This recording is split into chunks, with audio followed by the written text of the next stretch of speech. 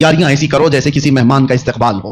رمضان کی تیاریوں میں گھروں کی صفائی صرف کچرے سے نہیں، غلاظتوں سے، گناہوں سے، عیاشیوں سے، آوارگیوں سے، ان تمام سے بچوں کو ٹائم ٹیبل بنا دو کہ بیٹا رمضان المبارکہ ہے، تمہاری یہ گیم کھیلنے کا وقت نہیں ہے، تمہاری یہ ٹی وی پر بیٹھنے کا وقت نہیں ہے، یہ سیریل اور فلموں کا وقت نہیں ہے، یہ سب چیزیں بند کرو۔ بچوں سے کہو کہ اللہ کا مہینہ آ رہا ہے، اس لیے کہ میرے آقا نے فرمایا قیامت کے دن جس کے خلاف رمضان کھڑا ہو گیا اسے جہنم میں جانے سے کوئی بچا نہیں سکے گا۔ یاد رکھو آپ، جس کے خلاف رمضان اور قرآن کھڑے ہو گئے حضور فرماتے ہیں اس کو دوزخ میں جانے سے کوئی بچا بھی نہیں پائے گا، اور جس کی شفاعت کے لیے کھڑے ہو گئے تو پھر وہ جنت میں جا کر رہے گا، جس کی حمایت میں یہ دونوں کھڑے ہو گئے، قرآن اور رمضان۔ اسی لیے قرآن اور رمضان، رمضان کیسے خلاف کھڑا ہوگا؟ اللہ کی بارگاہ میں مقدمہ کرے گا کہ مولا میں اس کے گھر گیا تھا، اس نے میری بڑی بے حرمتی کی ہے، میں اس کے گھر گیا تھا تیرا مہمان بن کر، اس نے میری بہت توہین کی ہے۔ رمضان کے مہینے میں دن کے وقت کھانے پینے والے کے متعلق کہا گیا ہے ایک روزہ چھوڑنے کا عذاب 600 سال تک وہ دوزخ میں رہے گا۔ مسلمانوں کو یہ زیب نہیں دیتا رمضان کا احترام، اور خاص طور پر بچوں کی تربیت کے لیے، بچوں کی تربیت۔ علماء سے بھی میری گزارش ہے کہ پورا فل فوکس کرو۔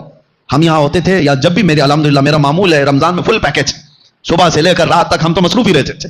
وجہ یہ ہے کہ ان کو شیطان کی وہ ڈالی ہوئی عادتوں کی طرف نہ بھیجا جائے۔ ایک مہینہ تو ہے جو اللہ تعالیٰ نے شیطان سے آزاد کر کے دیا، اس میں اگر دل کو پاک نہیں کیا تو پھر کب پاک کرے گا؟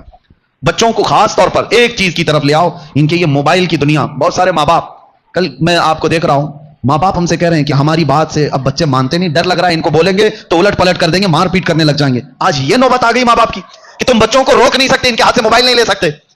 اکثر گھروں کا حال ہے یہ، میں آپ کو بتا رہا ہوں، اکثر گھروں کا لے کر کے دکھاؤ۔